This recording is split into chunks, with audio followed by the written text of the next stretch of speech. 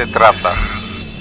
Se trata de escribir con incidentes, percibir de la luz la oscuridad, insistir en el yin que habita el yang, hacer el amor hasta con los dientes.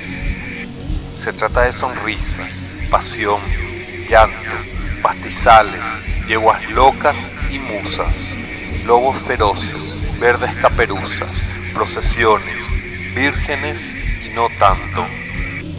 Se trata de árboles que no se callan, homenajes, nostalgias que avasallan, al revés de Rolando la canción. Se trata de noticieros que mienten, hombres, mujeres, humanos que sienten. Se trata de una ciudad, Asunción.